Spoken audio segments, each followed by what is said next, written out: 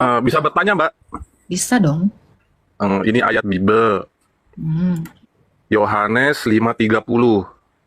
apa tuh? Bunyi ayatnya, Hmm, aku tidak dapat berbuat apa-apa dari diriku sendiri. Aku menghakimi sesuai dengan apa yang aku dengar dan penghakimanku adil, sebab aku tidak menuruti kehendakku sendiri, hmm, melainkan kehendak Dia yang mengutus aku. Ini hmm. perkataan Yesus atau bukan, Mbak? Ya, betul. Ini kalau Apa? perkataan Yesus, kenapa Dia ngomong tidak dapat berbuat apa-apa dari dirinya sendiri, sedangkan Dia itu katanya Tuhan? Tidak bisa berbuat apa-apa dalam hal menghakimi kan? Itu Iya, kan? sedangkan Kan tidak dia bisa. itu Oke. Kenapa dia mengatakan bahwa penghakimannya itu berdasarkan dari Bapa, itu kan? Tuh, betul, ya. betul. Ya, coba kamu baca di ayat ke atasnya ya. Ke atasnya coba ayat 20 berapa ya? Bentar. Bapa menyerahkan penghakiman kepada anak. Mana dia? Bentar ya. Coba bentar. Bapak tidak menghakimi. Ayat dua-duanya, sebelum 30 ayat dua-duanya. Ya, ini saya bacain ya. Bapak tidak menghakimi, tetapi memberikan penghakiman itu kepada anak. Anak menghakimi bukan dari dirinya, tetapi dari Bapak. Ini kesatuan dari keilahian Sang Bapak dengan Sang Firman. Jadi apa yang dilakukan Bapak itu yang dilakukan anak. Itu maksudnya. Jadi Yesus itu tidak menghakimi berdasarkan apa keputusannya sendiri, tetapi berdasarkan apa yang dikehendaki oleh Bapak. Bapak juga demikian. Dia tidak menghakimi, tetapi menyerahkan penghakiman kepada anak. Inilah kesatuan dalam hakikat. Itu maksudnya. Iya.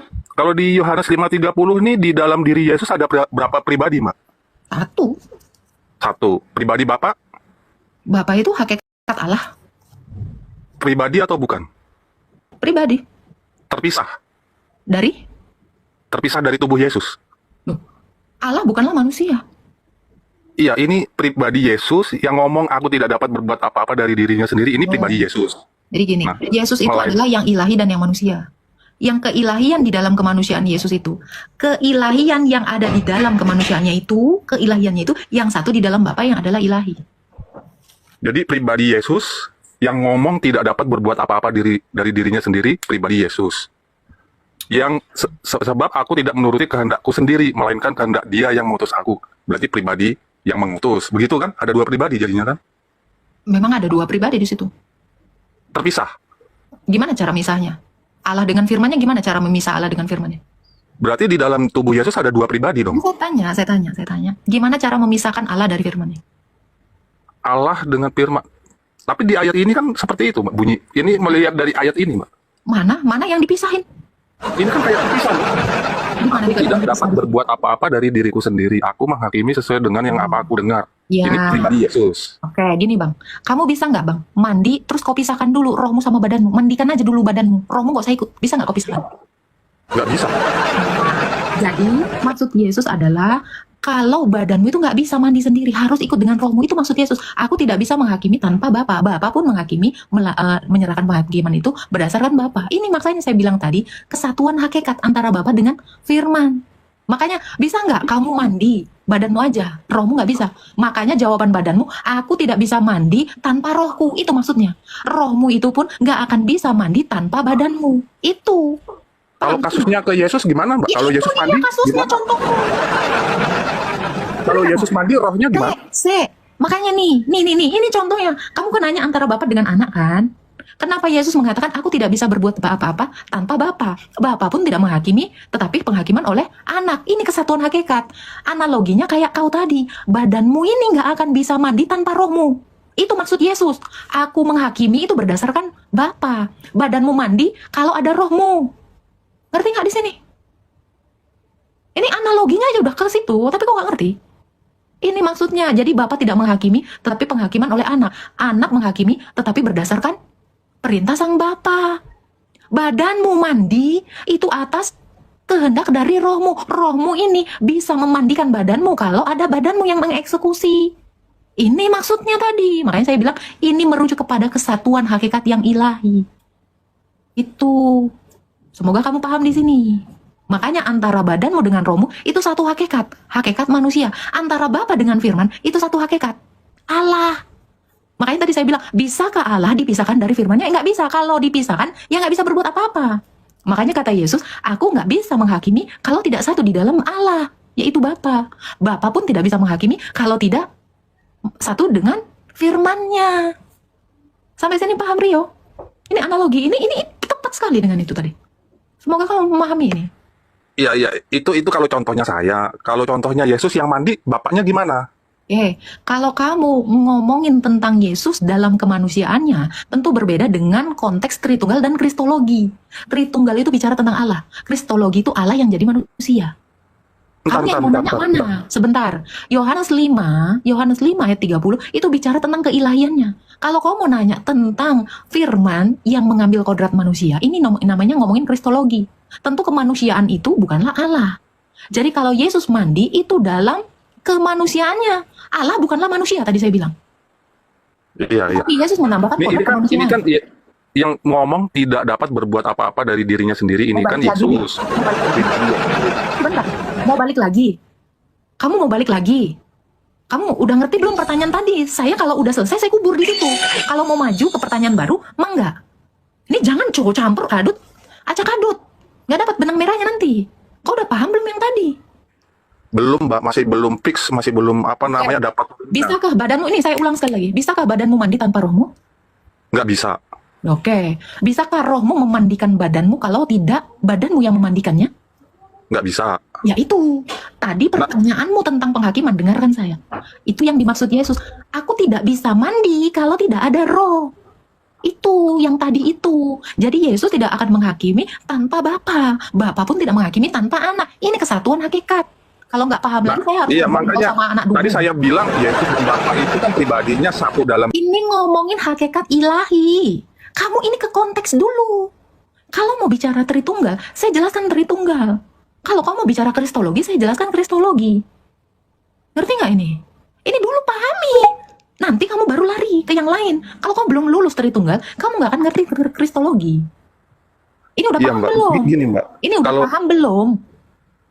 Makanya kalau dikasuskan ke Yesus itu saya yang jadi bingung, Mbak. Ini. Kalau Yesus mandi, Ini bro, kenapa? saya tanya kamu. Ini jawab saya. Siapa yang bisa menghakimi? Yang menghakimi siapa? Kalau menurut Yesus ini katanya dia tidak dapat Saya tanya secara ini ya. Ini ngomongin tentang Allah. Penghakiman itu Allah. Kita Iya, ngomongin iya, iya. Allah. Ini sesuai kan bisa di menghakimi. ayatnya ini kan yang menghakimi katanya Bapa. Yesus nggak bisa. Allah. Sesuai Allah. Jangan dirubah. Bapak tidak menghakimi. Penghakiman diberikan kepada anak. Jangan. Saya nggak suka diksi Alkitab saya. Ini dirubah-rubah. Saya jijik. Ngerti nggak? ini sesuai dalil ayatnya begitu, Mbak. Tadi kau bilang Allah yang menghakimi, nggak ada. Yang menghakimi itu anak. Bapak tidak menghakimi, baca ayat 22. Loh, Iya. Ini kan ayatnya kan aku tidak dapat berbuat ini apa-apa ya, dari Bang, diriku Bang. sendiri. Kalau niatmu kotor, Bang, kau terbelit-belit sama lidahmu sendiri, Bang. Mukamu udah kau lilitkan itu sama lidahmu. Jangan dililit-lilit ini ayat. Jangan kayak gitu. Yang di bawah Enggak, paham nggak 900 itu orang? sesuai Bentar. Mbak. Saya mau uji dulu ya, IQ kau yang jongkok atau yang di bawah. Yang di bawah ngerti nggak ini? Teman-teman yang di bawah 900 orang ini ngerti nggak analogi saya tentang penghakiman? Ini bicara soal Allah. Paham? Apa kepalamu aja yang lain terbentur? Hah? Ya, Ini pribadi Yesus dan Bapa. saya mau kamu jawab dulu, udah paham belum? Saya mau mencerdaskan di sini. Kalau mau berdebat, Belum, saya nanti bisa belum. bawa entah kemana-mana. Ya, saya bisa mirroring ke dalam kitabmu. Niat saya Belum supaya paham, kamu Mbak, ngerti. belum. Oke, jadi bisakah kamu, ini makanya kita bicara hakikat. Bisakah kamu mandi tanpa roh dan tanpa pikiran? Nggak bisa. Karena Nggak manusia bisa. hidup, ya, karena manusia hidup yang satu ini punya 3 keberadaan yang berbeda. Roh, tubuh, dan pikiran ini beda. Tapi dalam satu hakikat. Gambaran ini kita ambil dari Allah yang adalah Tritunggal.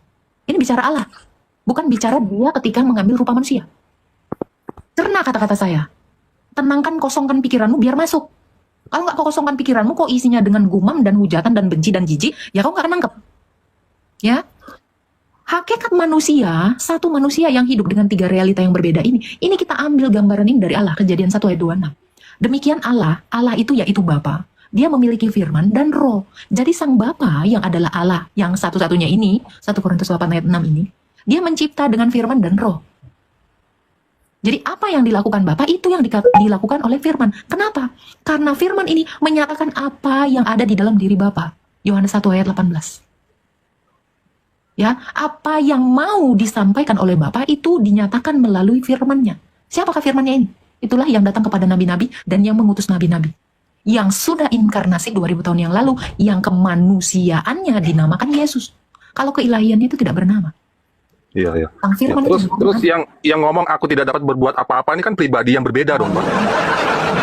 Ya, yang berbicara, aku penghakimanku itu tidak berasal dari diriku. Itu kan, aku tidak bisa berbuat apa-apa dari diriku Ah, sendiri. Titik dua. Apa tuh yang nggak bisa berbuat apa-apa? Penghakiman. ah. Masalah penghakiman. Jadi yang berbicara tentang penghakiman ini adalah firman. Firman ini bisa menghakimi karena Bapa yang mengutusnya. Bapa ini tidak menghakimi tetapi menyerahkan kepada firman tadi, anak. Itu Yesus dalam keilahiannya. Ya, jadi antara firman dengan sang Bapa ini berbeda namun dalam satu hakikat. Kayak saya tadi, pikiran saya beda sama badan saya, tapi dalam satu hakikat manusia. Jadi Allah kami itu satu. Allah kami itu satu. Jadi yang dimaksud dengan Yohanes 5 ayat 30 ini adalah firman ini berbuat sesuatu atas kehendak Bapa yang mengutusnya. Bapa ini tidak menghakimi tetapi dinyatakan langsung oleh firman-Nya. Iya, iya. Itu satuannya. Bapak dan Yesus terpisah nggak, Mbak? Gimana caranya memisahkan antara Bapa dengan firman-Nya? Tadi itu saya tanya. Dicopot Jadi, gitu. Mati dong. jadi kalau kalau kayak kasusnya namanya Yesus disalib, Bapak juga tersalib dong. Yang diutus itu kan firman, yang mengutus itu Bapa. Yang firman ini diutus ke dunia. Ini yang menambahkan kodrat kemanusiaan. Bapa itu tetap satu di dalam hakikatnya dengan sang firman. Allah bukanlah manusia, jangan jauh-jauh. Allah bukanlah manusia. Ya, jadi keilahian firman ini kan beda nih. Oh, pakai saya anu lagi kan ya. Kamu pegang handphone? Kamu pegang Ya, handphone? ya pegang handphone ya. Di dalam handphone itu ada data kan? Iya, iya. Iya, yang ngomong, yang kau dengarkan itu adalah pikiran saya. Pikiran saya itu ada di rumah kamu. Tapi ada juga di dalam diri saya. Terpisah nggak? Terpisah. HP Ini saya masih dengan sama pikiran loh. Ini saya masih berkata-kata loh. Tapi juga ada di sana. Inilah artinya apa? Bahkan pikiran saya pun bisa sampai ke rumahmu. Tanpa Oh, menghilangkan gitu. pikiran saya. Sebentar. Pikiran saya ketika saya ada di rumah kamu, itu nggak hilang di sini. Tetap satu di handphonemu dan satu di sini kan? Satu di rumah saya. Bahkan di 1.100 orang di sini. Saya ada di tempat yang berbeda. Tanpa saya hilang pikiran. Nggak bisa ngomong. Enggak kan? Ya, Jadi ya. firman Berarti yang seolah-olah diutus- handphone saya ini Mbak Agatha gitu maksud. handphone yang kamu pegang fisiknya itu adalah kemanusiaan Kristus. Itu adalah kemanusiaannya. Kau hancurkan handphone itu, set. Saya tetap punya pikiran. Firman itu nggak mati. Bahkan Bapa itu pun tidak mati. Ini badan saya ini nggak hancur ketika handphone kamu hancurkan. Hancurkan handphone. Saya tetap bisa berkata-kata.